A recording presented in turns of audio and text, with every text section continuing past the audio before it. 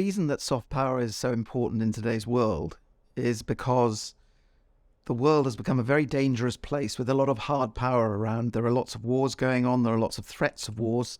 And what soft power does is it softens the edges and helps people to negotiate with one another. It creates harmony and prevents wars. And we've never needed that more than we need it today.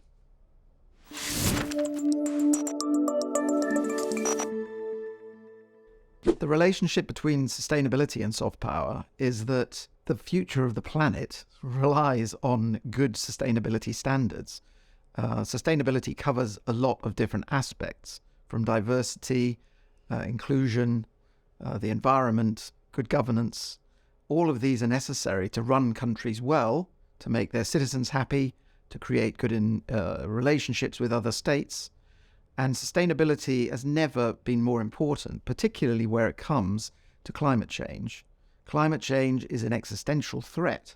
If the world keeps getting warmer, humanity is at stake. So sustainability has now become something which should be the preoccupation of individuals, of companies, and of states. And I think really the emphasis is on states because they are in a position to do something about these things through legislation and direct action.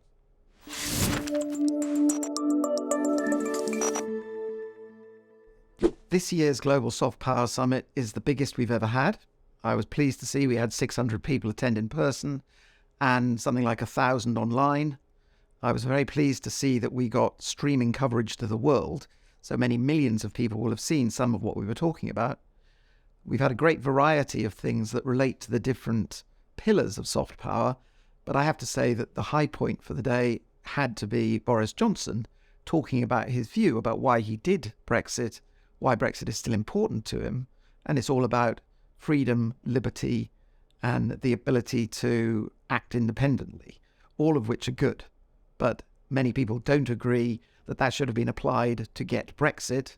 There are still huge divisions about Brexit, and his speech was extremely interesting as part of the debate about whether Brexit is now fixed.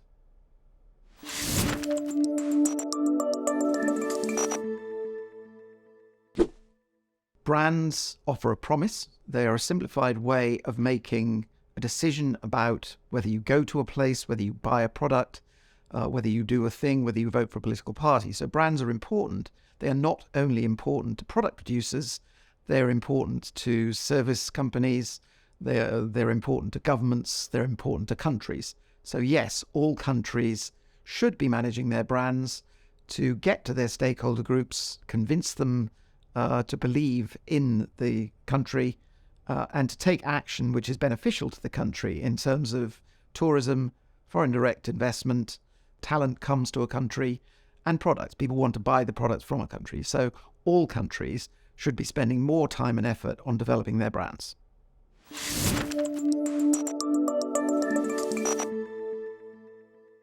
The reason that brand finance prompted the Soft Power Index is that we have been looking at nation brands for the last 20 years, studying them using a variety of data. We've had a lot of hard data, but what we didn't have was perceptual data. And 4 years ago, we were able to raise enough funds with our clients to begin researching worldwide what people think about countries. We have evidence as to what countries are doing. Are they doing good? Are they doing bad? Is their education good? Is their governance good? There are lots of hard measures of what's going on. What we needed was perceptions, because it is perceptions that drive behavior. And so now we have the world's largest study of soft power perceptions, and it's proving extremely helpful to government policymakers and to destination marketing organizations to develop their policies and develop their campaigns.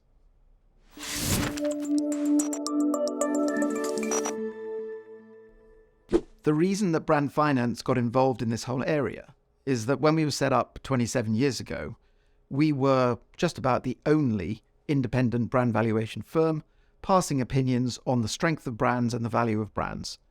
And fairly rapidly after our foundation, we were asked to apply the same techniques to countries. So we worked for many, many corporates, looking at the strength of their brands and telling them how to improve them. And we are now doing the same thing for nations. So we find ourselves in conversation with ministers, with civil servants, with NGOs, talking to them about how they can improve not just their branding, but the way they present themselves to their stakeholders and therefore succeed better.